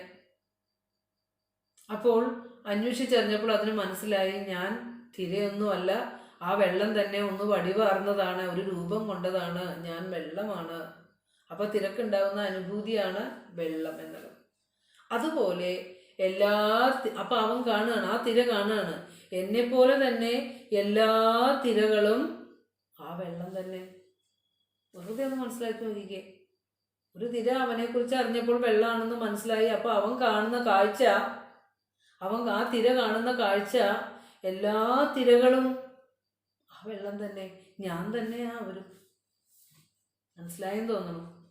അതുപോലെ തന്നെ നമ്മളും ആ പരമസത്യത്തിൽ നിന്ന് എന്താ പറയുക, ഒരു എന്താ പറയല്ല, ഗുരുവിൻ്റെ ആത്മോപദേശ ശതകത്തിൽ ഒരു ശ്ലോകം ഉണ്ടല്ലോ, ധരമുതലായവയൊന്നുമില്ല താങ്ങുന്നൊരു വടിവാം അറിവുള്ളതോർത്തിടേണം, അല്ലേ? ഇതിനെല്ലാം ഈ ഇവിടെ കാണുന്നതെല്ലാം ആ നാമവും രൂപത്തിനും അപ്പുറം ഇതിനെയൊക്കെ താങ്ങി നിർത്തുന്ന ആ അടിസ്ഥാന പരമസത്യമായ ആ ഈ വസ്തുസത്യം മാത്രമേ ഉള്ളൂ എന്ന് ഗുരു പറയാണ്. എല്ലാത്തിലും അത് തന്നെയാണ് ഭഗവാൻ പറയണത്. ആ അറിഞ്ഞ സത്യത്തെയാണ് പല രൂപത്തിൽ പല കൃതികളിലായിട്ട് നമുക്ക് പറഞ്ഞു തന്നത്. അപ്പോൾ നമ്മളിപ്പോൾ തിരയുടെ ഉദാഹരണത്തിലൂടെ നമുക്ക് മനസ്സിലായി ഈ കാണുന്ന സമസ്ത ചരാചരങ്ങളും ഒരേ ഒരു സത്യം വടിവാർന്ന് നിൽക്കുന്നതാണ് എന്നുള്ളത്. അതുപോലെ തന്നെ ഇനി നമ്മളിലേക്ക് പറഞ്ഞേ, ഒരുവൻ അവനെക്കുറിച്ചുള്ള സത്യം പറഞ്ഞാൽ എന്ത് വിചാരിക്കും? ഞാൻ ശരീരമല്ല, അറിവാണ്, ആത്മാവാണെന്ന് വിചാരിക്കും. എന്നിട്ട് അവൻ തന്നെയാണ്, ആ ആത്മാവ് തന്നെയാണ് സമസ്ത ചരാചരങ്ങളിലും നിറഞ്ഞിരിക്കുന്നത് എന്ന് കാണും.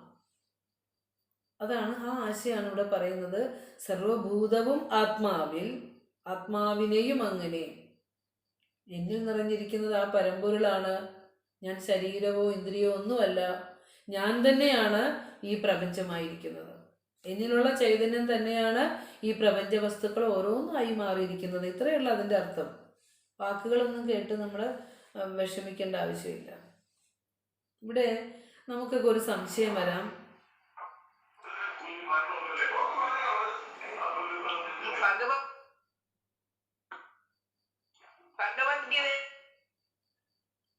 കുസ്മേച്ചി പറയൂ.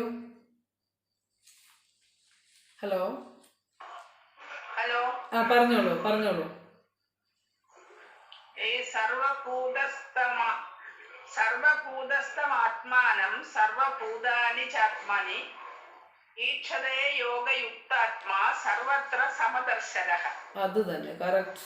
എത്രാമത്തെ ശ്ലോകമാണ് ഒന്ന് പറഞ്ഞു കൊടുത്തേര്. ആറാമത്തെ അധ്യായം 29 ശ്ലോകം കേട്ടോ. അതൊന്ന് വായിച്ചോളുക. അതിൻ്റെ റെഫറൻസ് എഴുതിയിട്ടിട്ട് നമുക്കത് പിന്നെ നോക്കാം. ആശയം അത് തന്നെയാണ്. കാരണം ഭഗവത്ഗീത മഹാഭാരതത്തിൻ്റെ ഒരു ഭാഗമാണ്. രാമായണവും മഹാഭാരതവും ഒക്കെ വേദതത്വങ്ങൾ തന്നെ കഥകൾ കൂട്ടിച്ചേർത്തതാണ്. തത്വം പറയാനാണ് കഥ പറഞ്ഞിരിക്കുന്നത്. അപ്പോൾ അതിലും പറയുന്ന ഈ ഉപനിഷത്ത് മന്ത്രമാണ് അവിടെ എടുത്തു വച്ചേക്കുന്നത്. അങ്ങനെ തന്നെ എടുത്തു വച്ചേക്കും. അത് യസ്തു സർവാണി ഭൂതാനി ആത്മന്യേവാനുപശ്യതി സർവഭൂതേഷു ചാത്മാനം തതോന്ന വിജുഗുപ്സതേ. എന്നിൽ നിറഞ്ഞിരിക്കുന്നത് തന്നെയാണ് ഈ പ്രപഞ്ചത്തിൽ നിറഞ്ഞിരിക്കുന്നത് എന്നുള്ള അർത്ഥമുള്ളൂ. അവിടെ സർവ്വതും ഈശ്വരനിരിക്കുന്നു, സർവ്വതിൻ്റെയും ഉള്ളിലും ഈശ്വരനിരിക്കുന്നു. അതാണ് എടുക്കേണ്ടത്. അപ്പം നമുക്ക് വരാവുന്നൊരു സംശയം എന്താണെന്ന് വെച്ചാൽ, ആത്മാവ് നിത്യമാണ്, ചലനമില്ലാത്തതാണ്. പക്ഷെ അതിലുണ്ടാകുന്ന പ്രപഞ്ചം സൃഷ്ടിസ്ഥിതി ലയ രൂപത്തിൽ ചഞ്ചലമായ പ്രപഞ്ചം അതിൽ കാണുന്നുണ്ട്. നമുക്ക് എപ്പോഴും ഉള്ളൊരു സംശയമാണ്, ആത്മാവ് ചലിക്കാതിരിക്കുമ്പോൾ ചലനാത്മകമായ പ്രപഞ്ചം അതിൽ കാണുന്നു. അതെങ്ങനെയാണെന്നുള്ളൊരു സംശയത്തിന് ഉത്തരം ഇപ്പോഴും നമുക്ക് വേദാന്ത ശാസ്ത്രം പറഞ്ഞു തരുന്നത് എന്താണെന്നറിയോ? മരുഭൂമിയിലെ കാനൽ ജലത്തിലേക്കാണ് പോകുന്നത്. കാരണം അതിനുത്തരം ആ ഒരു ദൃഷ്ടാന്തത്തിലൂടെ പറഞ്ഞു തരാൻ പറ്റുള്ളൂ. എന്തിനാണ് ഇങ്ങനെ പ്രപഞ്ചം ഉണ്ടായി നിലനിന്ന് മറയുന്ന പ്രപഞ്ച സൃഷ്ടി ഏകമായ സത്യത്തിൽ ഉണ്ടായത് എന്നൊരു സംശയം വന്നാൽ പറയുകയാണ്, കാനൽ ജലം മരുഭൂമിയിൽ കാണുമ്പോൾ ഒരിക്കലും അവിടെ ജലം ഉണ്ടായിട്ടില്ല. ജലമുണ്ടെന്നുള്ള ഭ്രമം മാത്രമാണ്. കയറിൽ ഒരിക്കലും പാമ്പുണ്ടായിട്ടില്ല, പക്ഷേ പാമ്പ് അതിലെ കണ്ടു എന്നുള്ള ഭ്രമം പോലെയാണ് ബ്രഹ്മത്തിൽ ഒരിക്കലും പ്രപഞ്ചം ഉണ്ടായിട്ടില്ല. അത് കാണുന്നവൻ്റെ ഭ്രമമാണ്. അത് തന്നെയല്ലേ ഗുരു പറഞ്ഞത്. ഒരു വസ്ത്രം എടുത്തിട്ട് ഓരോന്നായിട്ട് വിശ്ലേഷണം ചെയ്ത് നോക്കിയപ്പോൾ അവസാനം ഒന്നുമില്ല. അത് പഞ്ചഭൂത തന്മാത്രകളായിട്ട് മാറിയിരിക്കുന്നു. ആ പഞ്ചഭൂത തന്മാത്ര ജഗദീശ്വരനിൽ നിന്നുണ്ടായതാണ്. പിന്നെ ആ വസ്ത്രത്തിൻ്റെ കാഴ്ച എന്ത് കാഴ്ചയായിരുന്നു എന്ന് ചോദിച്ചാൽ ഗുരു പറയാണ്, അത് മായയാണ്.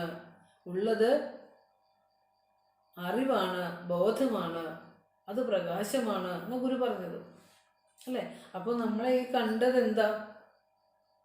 ഈ മരുഭൂമിയിലെ കാനൽ ജലം കണ്ടതുപോലെയുള്ളൊരു കാഴ്ച നമ്മൾ കണ്ടുകൊണ്ടിരിക്കുന്നത്. വെറുതെ ഒന്ന് തിരിഞ്ഞു നോക്കിയാൽ മതി, എന്തെല്ലാം ഇവിടെ നഷ്ടപ്പെട്ടു പോകുന്നു. നമ്മൾ വാങ്ങിച്ച വസ്തുക്കൾ തന്നെ എന്തെല്ലാം നശിച്ചു പോയിരിക്കുന്നു. നമ്മുടെ ശരീരം തന്നെ എത്രയോ നഷ്ടപ്പെട്ട് പോയിക്കൊണ്ടിരിക്കുന്നു. ശരീരത്തിൻ്റെ ഓരോ അവസ്ഥകളും മാറിക്കൊണ്ടിരിക്കുന്നു. അപ്പോൾ ഈ വന്നിരിക്കുന്നത് ഒരു ഭ്രമം തന്നെയാണ്. ഭ്രമത്തിലാണ് നമ്മൾ ഇരിക്കുന്നത്. പക്ഷെ നമുക്കത് മനസ്സിലാവില്ല. അനുഭൂതി ഇല്ലാത്തിടത്തോളം കാലം പറയുന്നവനും മനസ്സിലാവില്ല, കേൾക്കുന്നവനും മനസ്സിലാവില്ല. സത്യത്തിലേക്ക് നമ്മൾ ഉറച്ചു വരുമ്പോഴാണ് ഒത്തിരി കഷ്ടപ്പെടുന്നുണ്ട്. ഈ സത്യം എങ്ങനെ ഭഗവാനെ, എങ്ങനെയാണത്? ഇത് ഭ്രമമാണെന്ന് പറയാൻ ഞാൻ ഈ ലോകത്ത് എല്ലാവരെയും കാണുന്നില്ലേ?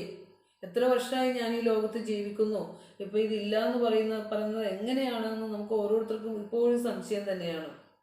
അപ്പോൾ ഇന്ന് ഗുരു പറഞ്ഞു തന്നെ ഒറ്റ ഉത്തരവാണ്, അത് ബ്രഹ്മമാണ്, മായയാണ്, ഇല്ലാത്തതാണ് എന്ന് തന്നെയാണ്. നമുക്ക് അതിലൂടെ തന്നെ മുന്നോട്ട് പോകാം. അതായത് സത്യം അറിയുക, അറിഞ്ഞാൽ മായയിൽ നിന്ന് രക്ഷപ്പെടാം. മായയെ അന്വേഷിച്ച് പോകണ്ട. ഗുരു പറയുന്നത് അങ്ങനെയാണ്. സത്യം അറിഞ്ഞാൽ ഈ മായ അപ്പം ഇല്ലാണ്ടാവും. അതാണ് ഗുരുക്കന്മാർ ഇതിനെ സാക്ഷാത്കരിച്ചിട്ടുണ്ടല്ലോ. അതാണല്ലോ അവർ നമുക്ക് ഇത്രയും ഉപനിഷത്ത് സത്യം നമ്മൾക്ക് തന്നിരിക്കുന്നത്. അതുകൊണ്ടാണല്ലോ. അതായത് പ്രപഞ്ചമായി മാറുന്നത് ആത്മാവിൻ്റെ സ്വഭാവമാണ്. സ്വഭാവം മാറുന്നതാണ്, ആത്മാവിൻ്റെ സ്വരൂപം മാറുന്നതല്ല. മണ്ണിൻ്റെ സ്വഭാവമാണ് കുടമായി മാറുന്നത്. പക്ഷെ മണ്ണ് ഏതൊക്കെ വസ്തുക്കളായി മാറിയാലും അതിനകത്തുനിന്ന് മണ്ണ് മാറിപ്പോകുന്നുണ്ടോ? കുടമായപ്പോൾ മണ്ണില്ലാണ്ടാവുന്നില്ലല്ലോ. സ്വർണത്തിൻ്റെ സ്വഭാവമാണ് ആഭരണങ്ങളായി മാറുന്നത്. പക്ഷേ ആഭരണങ്ങളായി മാറിയപ്പോഴും അത് സ്വർണം തന്നെയാണ്. അങ്ങനെയാണ്. അപ്പോൾ ആ വസ്തുസത്തയിലുള്ള യുടെ സ്വഭാവമാണ് പ്രപഞ്ചമായി മാറുക. അത്രയും നമുക്ക് മനസ്സിലാക്കുക.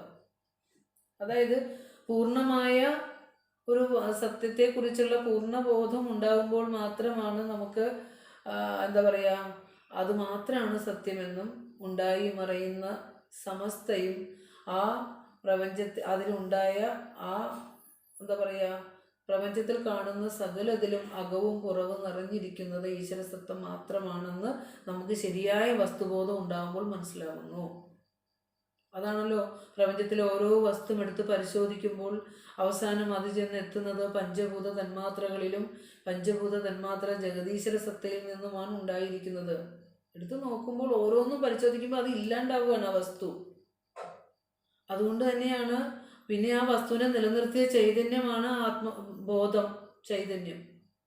നമ്മൾ തന്നെ നോക്കൂ, നമ്മുടെ ഉള്ളിൽ നിന്ന് ആ ചൈതന്യം പോയി കഴിഞ്ഞാൽ എന്ത് പെട്ടെന്നാണ് ഈ ശരീരത്തിൻ്റെ ഒരു ഭീകര രൂപമായിട്ട് മാറുവാണ്. ഇതങ്ങ് ചലിച്ച് ഈ അഴുകി തുടങ്ങുമല്ലോ, ചൈതന്യം പോകുമ്പോൾ തന്നെ അഴുകി തുടങ്ങും.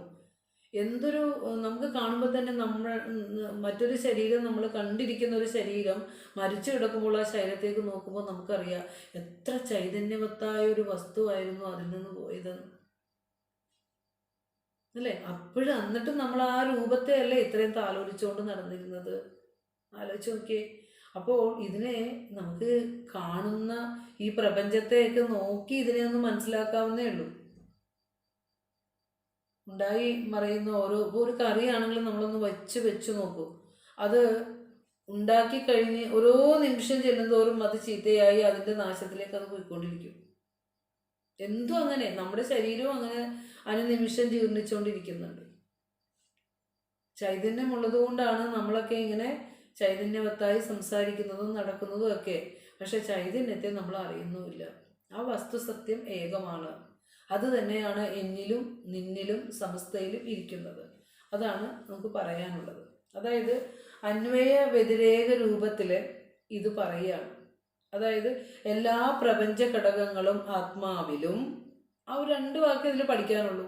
എല്ലാ പ്രപഞ്ച ഘടകങ്ങളും ആത്മാവിലും, എല്ലാ പ്രപഞ്ച ഘടകങ്ങളിലും ആത്മാവിനെയും ദർശിക്കുന്നതാണ്. ഇതെങ്ങനെ ഒന്ന് പറഞ്ഞു നോക്കാം. ഉസ്മേജി മനസ്സിലായോ? സർവഭൂതങ്ങളെയും സ്വന്തം ആത്മാവിലും സ്വന്തം ആത്മാവിനെ സർവഭൂതങ്ങളിലും ദർശിക്കുന്നവൻ ഈ പ്രപഞ്ചത്തിലുള്ള ഒന്നിനെയും നിന്ദിക്കുന്നില്ല. അതന്നെ, അതാണ് അതിന്റെ അർത്ഥം. അപ്പോൾ അതായത് ഈ എല്ലാ പ്രപഞ്ച ഘടകങ്ങളെയും നമ്മുടെ ആത്മാവിൽ ഞാൻ തന്നെയായിട്ട് കാണുന്നു. ഇനി ഞാൻ കാണുന്ന ഓരോ പ്രപഞ്ച ഘടകങ്ങളിലും ആത്മാചൈതന്യത്തെ ദർശിക്കുന്നു. അപ്പോൾ ഇത് രണ്ടിൻ്റെ അർത്ഥം ഒന്നാണെങ്കിലും ആ ഏകാത്മ സത്യത്തെ ഒരു സാമാന്യ ബുദ്ധിക്ക് ഒന്ന് ഉറപ്പിക്കുന്നതിന് വേണ്ടി, ഒന്ന് വെളിപ്പെടുത്തുന്നതിന് വേണ്ടിയാണ് ഇങ്ങനെ പലതായിട്ട് പറയുന്നത്. ആത്മാവിലാണ് എല്ലാം ഇരിക്കുന്നത്, എല്ലാത്തിൻ്റെ ഉള്ളിൽ ആത്മാവുണ്ട് എന്ന്, ചൈതന്യം ഉണ്ട് എന്ന് പറയണത് ആ ഏകാത്മ സത്യത്തെ ഒന്ന് ഉറപ്പിക്കാനാണ് എന്നാണ്. ഇനി ഇവിടെ പറയുന്നുണ്ട് ഭൂതാനി എന്നുള്ള വാക്ക് പറയുന്നുണ്ട്. ഭൂതാനി അതായത് സമസ്ത ലോകങ്ങളിലുമുള്ള സർവ്വചരാചരങ്ങളെയും കേട്ടോ, മനുഷ്യരെ മാത്രമല്ല ഉദ്ദേശിക്കുന്നത്, ജന്തുക്കളെ മാത്രമല്ല ഉദ്ദേശിക്കുന്നത്. ഏതൊക്കെ ലോകങ്ങളുണ്ടോ ആ എല്ലാ ലോകങ്ങളിലെയും ചലിക്കുന്നതും ചലിക്കാത്തതുമായ സമസ്തയെയും ഭൂതാനി എന്ന വാക്കുകൊണ്ട് നമുക്ക് എടുക്കാം. ഇനി പിന്നെ ഒരു കാര്യമുള്ളത്, എന്തിനാണ് ജഡം രൂപത്തിൽ ഇങ്ങനെ കാണപ്പെടുന്നത്? ഈ ജഡമായ വസ്തുക്കളും എന്താ പറയുക, നമ്മൾ ഗുരു പറയല്ലോ, ഉലകവും ഉള്ളതുമായി കലർന്നു നിൽക്കും നിലവലുതായൊരു നീതികേടിതത്രേ. ഈ ജഡവസ്തുവിലേക്ക് ചേർന്നുകൊണ്ട് ചൈതന്യം പ്രകാശിക്കുന്നു. എന്തിനാ അതങ്ങനെ? ചൈതന്യത്തിന് ചൈതന്യമായി നിന്ന പോലെ ഈ ജഡത്തിൻ്റെ അകത്ത് കയറിയിട്ട് ജഡത്തിൽ പ്രവേശിച്ചത് പ്രകാശിക്കുന്ന എന്തിനാണ് എന്ന് ചോദിച്ചാൽ അതിന് ഉത്തരമാണ്, അനിത്യമായ ഒരു രൂപത്തിൽ മാത്രമേ നിത്യസത്യത്തിന് ഇവിടെ പ്രകടമാകാൻ പറ്റൂ.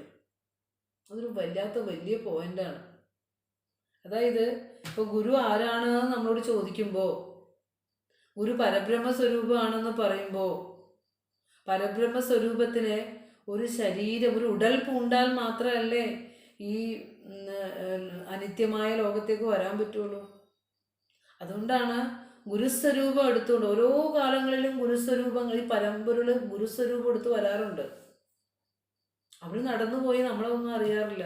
ആ നടന്നുപോയ ആ കാലഘട്ടത്തിലുള്ളവർ എത്ര പേര് ഗുരുവിനെ ആ രീതിയിൽ മനസ്സിലാക്കിയിട്ടുണ്ടാവും.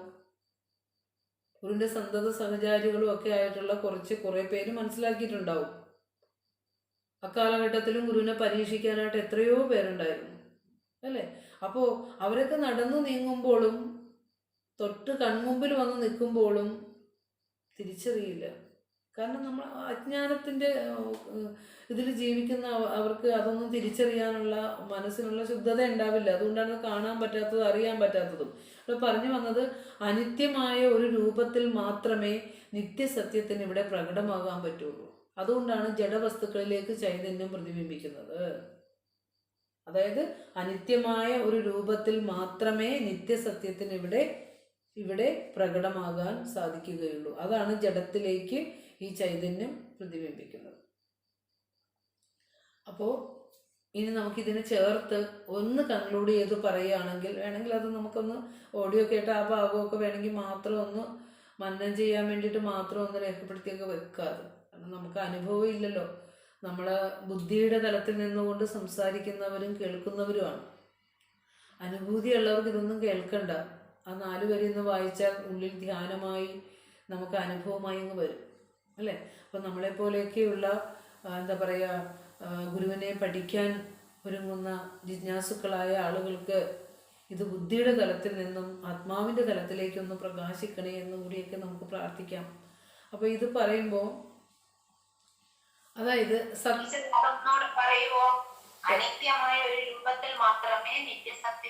ഇവിടെ നിത്യസത്യത്തിന് ഇവിടെ പ്രകടമാകാൻ പറ്റൂ. അതുകൊണ്ടാണ് ജഡത്തിൽ ഇത് പ്രതിബിംബിച്ചേക്കുന്നത്.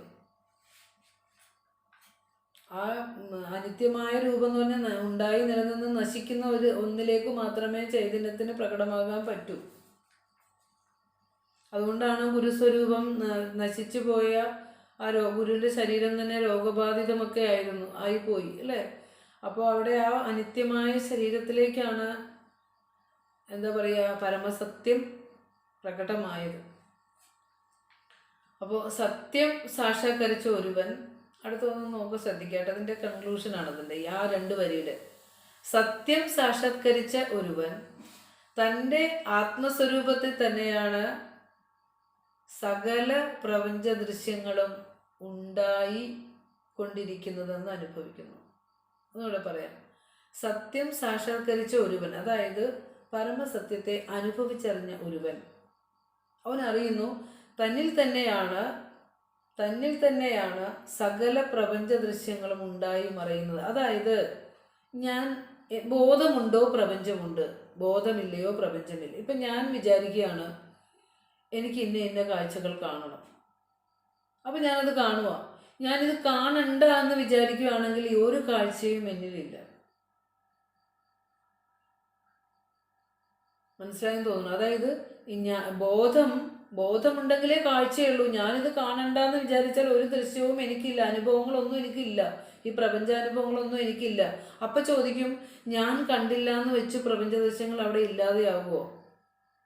ഇല്ലാതെയാവില്ല.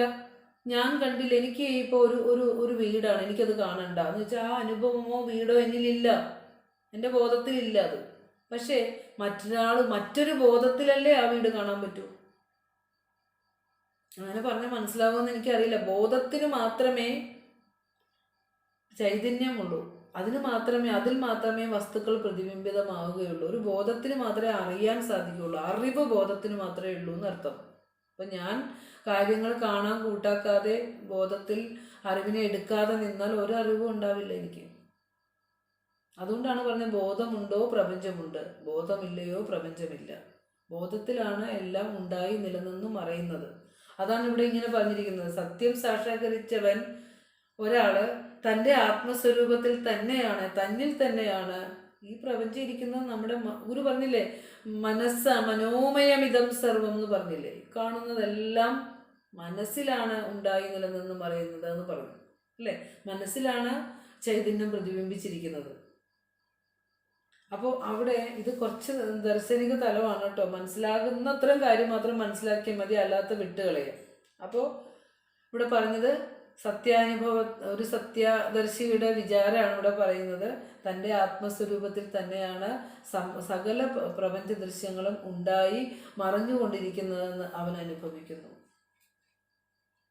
ഇനി അടുത്തത് തിരിച്ചു പറയുമ്പോൾ എല്ലാ പ്രപഞ്ച ദൃശ്യങ്ങളും, ആദ്യം പറഞ്ഞു തന്നിൽ തന്നെയാണെന്ന്, പിന്നെ പറഞ്ഞു എല്ലാ പ്രപഞ്ച ദൃശ്യങ്ങളിലും താൻ ആത്മസത്യമായി സ്ഥിതി ചെയ്യുന്നു. താൻ അറിഞ്ഞ ആത്മസത്യം തന്നെയാണ് എല്ലാ പ്രപഞ്ച ദൃശ്യങ്ങളിലും സ്ഥിതി ചെയ്യുന്നതെന്ന് അറിയുന്നു. അതാണ് ആദ്യം സത്യം തിരയണത്, അവനവനിൽ തിരയണം എന്ന് പറഞ്ഞില്ലേ. ഈ പ്രപഞ്ചത്തിൻ്റെ കാരണം തിരയണമെങ്കിൽ പ്രപഞ്ചത്തിൽ പോയി അല്ല അന്വേഷിക്കണ്ടേ. ശാസ്ത്രകാരന്മാർ പ്രപഞ്ചത്തിൽ പോയി അന്വേഷിച്ചിട്ട് എന്താ കിട്ടിയേ? ദൈവഗണത്തിന് മാത്രമേ കിട്ടിയുള്ളൂ. ഇത് അവനവനിലാണ് സത്യം അറിഞ്ഞിരിക്കുന്നത്. അതുകൊണ്ട് ആദ്യം അവനവനിൽ ഇത് സാക്ഷാത്കരിക്കുമ്പോൾ ആ സാക്ഷാത്കരിച്ച സത്യം തന്നെയാണ് ഈ സമസ്തയുമായി വന്നിരിക്കുന്നത് എന്നുള്ള ബോധം കിട്ടും. മനസ്സിലായോ? പുറമേയുള്ള വസ്തുക്കളെ തിരഞ്ഞാൽ സത്യം കിട്ടില്ല. തന്നിൽ ആദ്യം തിരയുമ്പോൾ ഞാൻ ആത്മാവാണ്, ബോധമാണെന്ന് അറിയുമ്പോൾ ആ ഞാൻ തന്നെയാണ് സമസ്ത ചരാചരങ്ങളായി വന്നിരിക്കുന്നത് എന്നുള്ള അറിവിലുമേറിയ അറിവിലേക്ക് നമുക്ക് എത്താനാവും. അതുകൊണ്ടാണ് ദേവി മഹാത്മ്യമൊക്കെ പറയുന്നത്, വിദ്യാസമസ്താ തവ ദേവി ഭേദ, ഈ ലോകത്തുള്ള സകല വിദ്യകളും നീ തന്നെയാണ്. സ്ത്രീയ സമസ്ത സകലാ ജഗസ്സു, ഈ ലോകത്തുള്ള എല്ലാ സ്ത്രീ സ്വരൂപങ്ങളും നീയാണ്. ത്വയേകയാ പൂരിതമമ്പയെയ്തത്, നിന്നെ കൊണ്ട് നിറഞ്ഞിരിക്കുന്നു ഈ ലോകം. ബ്രഹ്മശക്തിയെ കുറിച്ചാണ് പറയണത്. കാത്തേ സ്തുതി, നീ ആരെ സ്തുതിക്കാനാ? സ്തവ്യപരാപരോക്ത, സ്തുതിക്കും അപ്പുറത്തുള്ള ഒരു ചൈതന്യമാണ് നീ. അപ്പോൾ ഞാൻ ഇനി ആരെ സ്തുതിക്കുന്ന? കാണുന്നതെല്ലാം നീ തന്നെ, പിന്നെ ആരെ സ്തുതിക്കാനാണെന്ന് ചോദിക്കുന്നില്ലേ? അതൊരു സത്യദർശിയുടെ ദർശനമാണ്. അതാണല്ലോ ടീച്ചർ ദൈവദശകത്തിൽ നീയല്ലോ സൃഷ്ടിയും സൃഷ്ടി.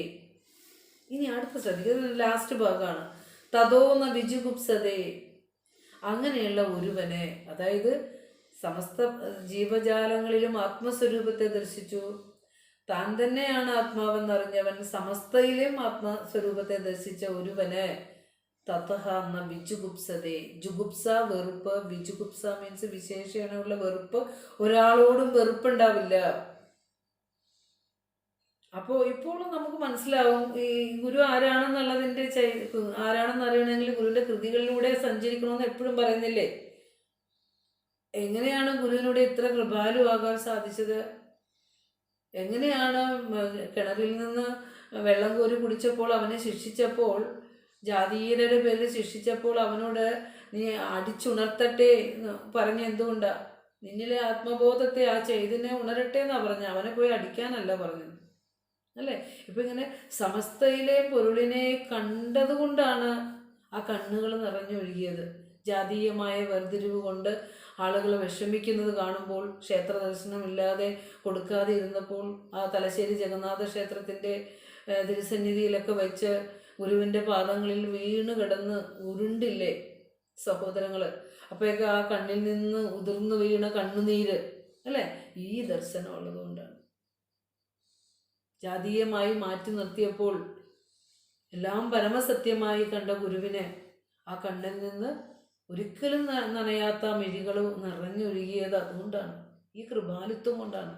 അതുകൊണ്ടാണ് തതോന്ന വിജുഗുപ്സതേ. അങ്ങനെയുള്ളവർക്ക്, എല്ലാത്തിലും തന്നെ കാണാൻ സാധിച്ചവർക്ക്, താൻ തന്നെയാണ്, എല്ലാവരും ആത്മസഹോദരര് അല്ലേ. അവനിവനെന്നറിയുന്നതൊക്കെ ഓർത്താൽ അവനിൽ ആദിമമായൊരു ആത്മരൂപം അല്ലേ. അത് നിലമുട് നീരതുപോലെ കാറ്റുതീയും വെളിയും അഹങ്കൃതി വിദ്യയും മനസ്സും അലകളുമാഴിയും എന്നു വേണ്ട എല്ലാം ഉലകമുയർന്നറിവായി മാറിടുന്നു എന്നനുഭവിച്ച ചൈതന്യ സ്വരൂപത്തിൻ്റെ ആ ചൈതന്യ അനുഭൂതിയാണ് ആ വാക്കുകളൊക്കെ. അപ്പോൾ ഗുരു പറയുക, അവനെന്തുള്ളു നിന്ദ്യമായി. കരച്ചിൽ വരുമല്ലേ. എന്താണ് അവനെ നിന്ദിക്കാനുള്ളത്? അവൻ ആരെയാണ് മാറ്റി നിർത്താനുള്ളത്? കള്ളൻ അടുത്ത് വന്നാലും അവൻ കള്ളനായിട്ടല്ല അവനെ എടുക്കുന്നത് അല്ലേ. അവൻ്റെ വാസനയുടെ തലത്തെ ഒന്നും അല്ല എടുത്തിരിക്കുന്നത്, അവൻ്റെ ശരീരത്തെ അല്ല എടുത്തിരിക്കുന്നത്, അവൻ്റെ സ്വരൂപത്തെയാണ് അല്ലേ. കള്ളനെ ചേർത്ത് നിർത്തി കൊലപാതകിയെ ചേർത്ത് നിർത്തി, മാറ്റിവെച്ചവരെ ഒക്കെ ചേർത്ത് നിർത്തി. എന്നിട്ടാണ് ഗുരു ഇത് രചിച്ചു തന്നത്. അല്ലാതെ എവിടെയെങ്കിലും ഇരുന്ന് കൃതി രചിച്ചു തരുമല്ല ചെയ്തത്. ആ ജീവിതമാണ് വാക്കുകളിലൂടെ നമ്മുടെ മുന്നിലേക്ക് വെച്ചിരിക്കുന്നത്. തതോന്ന വിജുഗുപ്സത. അങ്ങനെയുള്ളവർക്ക് ആരെയാണ് വെറുക്കാൻ സാധിക്കുക? ആത്മാവിൽ നിന്ന് ഭിന്നമായി ഒന്നും തന്നെ ലോകത്തില്ലാത്തതിനാൽ താൻ തന്നെയാണ് എല്ലാവരും എന്നറിയുന്നവന് ആരോടാണ് വെറുപ്പ് തോന്നുക? ആലോചിച്ച് നോക്കിയേ. അപ്പോൾ അതായത് മറ്റൊരു വസ്തു ചീത്തയായി തോന്നുമ്പോഴാണ് നാം അതിനെ വെറുക്കുന്നത്.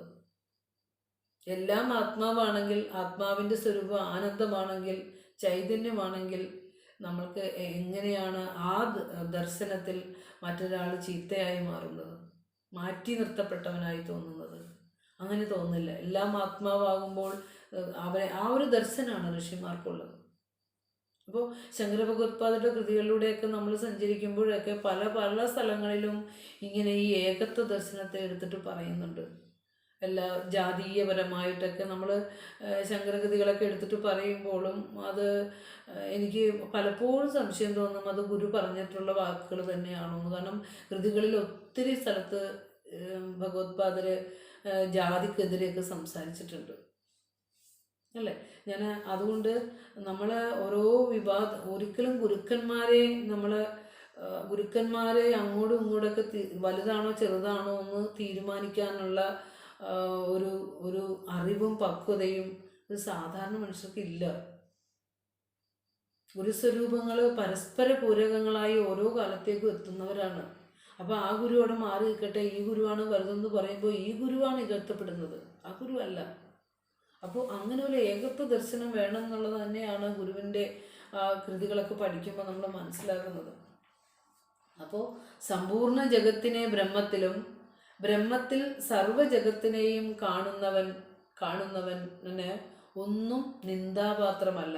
അവൻ ഈ ലോകത്തിൽ ഒരു വസ്തുവും നിന്ദ്യമാകുന്നില്ല എന്നുള്ളതാണ്.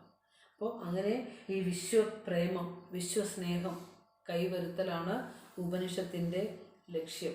അത് തന്നെ ഗുരുവിൻ്റെ തിരുക്കുറൾ ഭാഷ്യത്തിൽ ഇവിടെ പറയുന്നുണ്ട്. ഇതിലാണ് നീത്താർ പെരുമയുടെ ആ അവസാനം ഗുരു പറയുന്നുണ്ട്, സർവപ്രാണികളിലും തുല്യകൃപ കൊണ്ട് നടക്കയാൽ അന്തണന്മാരെന്ന് ചൊല്ലേണ്ടത് സന്യാസിമാരെയാം. എല്ലാ പ്രാണികളിലും എല്ലാ ജീവികളിലും ഒരുപോലെ കൃപ കൊണ്ട് നടക്കുന്നത് കൊണ്ട് ബ്രാഹ്മണന്മാരെന്ന് പറയേണ്ടത് സന്യാസിമാരെയാണ്. ബ്രാഹ്മണൻ എന്ന് പറഞ്ഞാൽ ബ്രഹ്മത്തെ അറിഞ്ഞവൻ. എങ്ങനെ അവർക്ക് ഈ കൃപ വന്നത്? ഗുരു എങ്ങനെ അനുകമ്പാദശകം എഴുതി? ഗുരു എങ്ങനെ ജീവകാരുണ്യ പഞ്ചകം എഴുതി? എങ്ങനെയാണ് അത് രചിച്ചു തന്നത്? ഈ ദർശനമാണ്, ഈ ആത്മദർശനമാണ്. അതുകൊണ്ടാണ് എന്നാ വിജുഗുപ്സതേ, ഒരാളെയും വെറുക്കാൻ പറ്റില്ല എന്ന് പറയുന്നത്. അപ്പോൾ എല്ലാ പ്രാണികളിലും ഈശ്വരൻ ഉണ്ടെന്ന് വിശ്വസിക്കുന്നവന്, അവയുടെ അങ്ങനെ വിശ്വസിക്കുന്ന ഒരുവന് എല്ലാവരുടെയും ശരീരം ദേവാലയങ്ങളാണ്. ഇത് ഈഴവൻ്റെ ശരീരം, ഇത് പുലയൻ്റെ ശരീരം, ഇത് ബ്രാഹ്മണൻ്റെ ശരീരം, അങ്ങനെയൊക്കെയുള്ള എന്താ പറയുക അല്പബുദ്ധികളാണ് അത്തരത്തിലുള്ള വിവേചനങ്ങളിലേക്ക് പോകുന്നത്. പക്ഷേ ഗുരുക്കന്മാർ എല്ലാ ശരീരങ്ങളെയും ദേവനിരിക്കുന്ന ദേവാലയമായിട്ടാണ് കണ്ടിരിക്കുന്നത്. അതുകൊണ്ടാണ് ആരെയും വെറുക്കാത്തത്. അപ്പോൾ ഇങ്ങനെ വരുമ്പോൾ വെറുപ്പിന്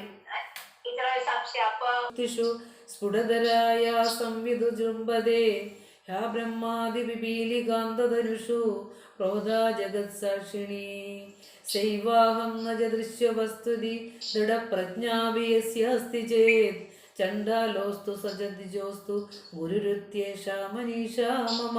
അതാണ് തോന്നുന്നു ഉദ്ദേശിക്കുന്നത്. അതായത് എൻ്റെ ജാഗ്രത്തിലും സ്വപ്നത്തിലും സുഷുപ്തിയിലും ഏത് പ്രജ്ഞയാണോ എന്നോടൊപ്പം ഏകമായിട്ടുള്ളത്, ആ ചൈതന്യം തന്നെയാണ് ബ്രഹ്മാവ് മുതൽ ഉറുമ്പ് വരെയുള്ള സമസ്ത ചരാചരങ്ങളെയും ചൈതന്യവത്താക്കി വെക്കുന്നത്. അതുകൊണ്ട് അപ്പോൾ ഓരോ നമ്മൾ ഉറങ്ങുമ്പോഴും സ്വപ്നം കാണുമ്പോഴും നമ്മൾ ഉണർന്നിരിക്കുമ്പോഴും ഒക്കെ നമ്മളിൽ ആത്മചൈതന്യം ഉണ്ട്. ആ ആത്മചൈതന്യം തന്നെയാണ് ഉറുമ്പ് മുതൽ ബ്രഹ്മാവ് വരെയുള്ള സകലതിനെയും ഒന്ന് ഓഡിയോ മ്യൂട്ടാക്കി വെക്കണേ ശാരദാമ്മച്ചി, ഒന്ന് ഓഡിയോ മ്യൂട്ടാക്കി വെച്ചേ. അപ്പോൾ അങ്ങനെ എല്ലാത്തിൻ്റെയും ഉള്ളിലിരിക്കുന്നത് അതാണെന്നുള്ള പ്രജ്ഞ ആർക്കുണ്ടോ നോക്കൂ, ബാക്കി 3 വരി നോക്കൂ. നമ്മൾ ഗുരുവിൻ്റെ കൃതികളൊക്കെ ചിലപ്പോൾ ഒരു വാക്കെടുത്ത് വെച്ചിട്ട് ബാക്കി 3 വരിയും ആശയം ഖണ്ഡിക്കാതെ ചേർത്ത് വെക്കാതെയൊക്കെ നമ്മൾ മുദ്രാവാക്യം പറയാറുണ്ട്. അത് ശരിയല്ല. ഇവിടെ പറയുകയാണ്, ഇങ്ങനെയുള്ളവൻ, ഈ അറിവുള്ളവൻ, എല്ലാവരുടെയും ഉള്ളിൽ ഒരു ഉറുമ്പിൻ്റെ ശരീരത്തിൽ വരെ ഉള്ളത് പരമസത്യമാണെന്ന് അറിയുന്നവന് ചണ്ടാലനായിക്കൊള്ളട്ടെ ബ്രാഹ്മണനായിക്കൊള്ളട്ടെ അവനാണ് എൻ്റെ ഗുരു, ഇതാണ് എൻ്റെ ബുദ്ധി എന്നാണ് പറഞ്ഞിരിക്കുന്നത്. വേറെ സ്ഥലത്ത് ആചാര്യസ്വാമികൾ പറയുന്നുണ്ട്, ജാതി നീതി കുല ഗോത്രദൂരകം നാമരൂപ ഗുണദോഷവർജിതം ദേശകാല വിഷയാധിവർത്തിയത് ബ്രഹ്മതത്വമസി ഭാവയാത്മനി. ഒരു കുഞ്ഞിളം പ്രായത്തിലെ, ഒരു 9 വയസ്സുള്ള പ്രായത്തിലെ വേദങ്ങളെയൊക്കെ ആളുകൾ എന്താ പറയുക, ശ്രുതിയെ പിന്നെ സ്മൃതിയുടെ അഗാധ തലങ്ങളിലേക്ക് തള്ളിയിട്ട സമയത്ത്, ഇവിടെ പലതുണ്ടെന്ന് ഭ്രമിച്ചിരുന്നൊരു സമയത്ത്, ആ ഇളം പ്രായത്തിൽ 9 വയസ്സുകാരൻ അങ്ങ് കേരളത്തിലേക്ക് ത്തിൽ നിന്ന് അങ്ങ് മധ്യപ്രദേശ് വരെ ആ ഇളം പ്രായത്തിൽ നടന്നു നീങ്ങിയത് എന്തിനായിരുന്നു? അല്ലേ? നമ്മൾ പറയുമ്പോൾ എല്ലാവരെയും ഉൾക്കൊള്ളണം, എല്ലാ സത്യത്തെ ഉൾക്കൊള്ളണം. നടന്നു നീങ്ങിയത് അത്രയും ഈ അദ്വൈത സത്യത്തെ പ്രചരിപ്പിച്ചുകൊണ്ടാണ് പോയതല്ലേ.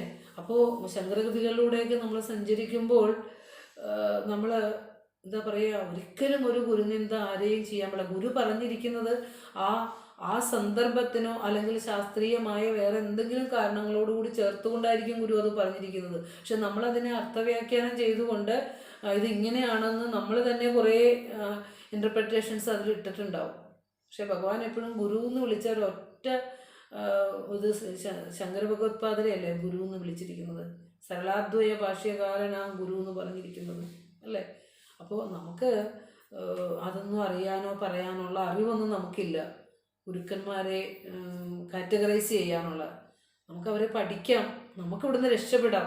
കാരണം അവർ രക്ഷപ്പെട്ടവരാണ്, ആ മാർഗം നമുക്ക് തന്നിട്ടുണ്ട്, അതിലൂടെ നമുക്ക് സഞ്ചരിക്കാം, അത്രയേ ഉള്ളൂ. അപ്പം നമ്മുടെയൊക്കെ ഉള്ളിലുണ്ട് ജാതീയതയുടെ പല പല മുറിപ്പാടുകൾ കിടപ്പുണ്ട്. ആ മുറിപ്പാടുകളാണ് ഇങ്ങനെ ഓരോരോ ഇതായിട്ട് പുറത്തേക്ക് വരുന്നത്. അപ്പോൾ അതൊന്നും വേണ്ട. നമ്മൾ സത്യം അറിഞ്ഞു കഴിഞ്ഞാൽ പിന്നെ നമുക്ക് ഞാനെന്നോ നീയെന്നോ എൻ്റെ ഗുരുവെന്നോ നിൻ്റെ ഗുരുവെന്നോ ഒന്നുമില്ല. എല്ലാവരും പറഞ്ഞ ഒരേ സത്യം തന്നെ അങ്ങനെ എടുത്താൽ മതി. അപ്പോൾ ഇപ്പോൾ നമ്മൾ പറഞ്ഞത് സർവഭൂതവും ആത്മാവിനെയും അങ്ങനെ സർവഭൂതത്തിലും കാണും അവനെന്തുള്ളു നിന്ദ്യമായി. അപ്പോൾ തന്നിൽ സകലതിനെയും കാണുന്നു, സകലതിലും തന്നെയും കാണുന്നവനെ ഈ ലോകത്തിൽ ആരെയും നിന്ദിക്കാനാവില്ല എന്ന് പറയാണ്. അപ്പോൾ അവന് മതമില്ല, മാത്സര്യമില്ല, വിദ്വേഷമില്ല. ആത്മാവും പ്രപഞ്ചവും തമ്മിലുള്ള ആ അദ്വൈത പരതയെ ആ നിരന്തരം അനുഭവിച്ചു കൊണ്ടിരിക്കുന്ന ഒരുവന് നിന്ദിക്കത്തക്കതായി ഒന്നിനെയില്ല. ഇനി എന്തിനെങ്കിലും നിന്ദിക്കുന്നുണ്ടെങ്കിൽ എന്താ അതിൻ്റെ അർത്ഥം? അതും താൻ തന്നെയാണ് നിന്ദിച്ചതും താൻ. അപ്പം എല്ലാ ആത്മാവും സർവം കൽവിതം ബ്രഹ്മ എങ്കിൽ താൻ ആരെങ്കിലും നിന്ദിക്കുന്നുണ്ടെങ്കിൽ നിന്ദിച്ച തന്നെ തന്നെയല്ലേ? അതല്ലേ ഗുരു പറഞ്ഞ. അതേപോലെ ഒരു വാചകം ഗുരു പറഞ്ഞു തന്നിട്ടുണ്ടല്ലോ ആത്മോപദേശ ശതകത്തിൽ. സെയിം ആശയമുള്ള ഒരു അവനവൻ അതല്ലല്ലോ. നമുക്ക് അടുത്ത ക്ലാസ്സിൽ അതൊന്ന് ആലോചിച്ചുകൊണ്ട് പോരും കേട്ടോ. അതായത് തന്നിൽ നിന്ന് അന്യമല്ലാതെ അതല്ല അല്ലേ, അന്നേത് ശോകം, അത് നമ്മൾ ഇനി അതന്നെ പലപ്പോഴും തുളസേന സാറെ കറക്റ്റ് ഇങ്ങോട്ട് ആ ഇത് നമുക്ക് ഇങ്ങോട്ട് കിട്ടും അല്ലേ. ഒരുവന് നല്ലതു മന്യനല്ലലും ചെറുപ്പൊരു തൊഴിൽ ആത്മവിരോധി ഓർത്തിടേണം അല്ലേ. പരനു പരം പരിതാപമേകിടുന്നോർ എരിനരകാബ്ദിയിൽ വീണെരിഞ്ഞിടുന്നു അല്ലേ. അപ്പോൾ ഒരു നിന്ദാപാത്രം ആരും ആകുന്നില്ല. ആരെയും നിന്ദിക്കണ്ട, മാറ്റി നിർത്തണ്ട. സമൂഹത്തിൻ്റെ മുഖ്യധാരയിലേക്ക് തന്നെ എല്ലാവരും എത്തപ്പെടണം എന്നുള്ള ആശയം അന്നത്തെ കാലഘട്ടത്തിലെ ഒരു സമൂഹത്തിന് കൊടുക്കണം. അതുകൊണ്ട് തന്നെയാണ് വളരെ കൃത്യമായി ഗുരു അതിനെ വിവർത്തനം ചെയ്തു വെച്ചു, തർജ്ജമ ചെയ്തു വെച്ചു. സർവഭൂതവും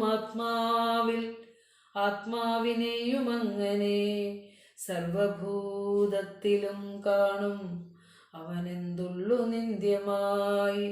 യസ്തു സർവാണി ഭൂതാനി ആത്മന്യേവാനുപശ്യതി സർവഭൂതേഷു ചാത്മാനം തതോ ന വിജുഗുപ്സതേ. നിങ്ങളുടെ മന്നത്തിന് വേണ്ടിയിട്ട് വിടുന്നു. ഓക്കെ, എന്തെങ്കിലും സംശയം ഉണ്ടെങ്കിൽ നമുക്ക് അടുത്ത ക്ലാസ്സിൽ വിചാരം ചെയ്യാം. ഇന്നത്തെ ക്ലാസ് ഇവിടെ സമാപിക്കാം.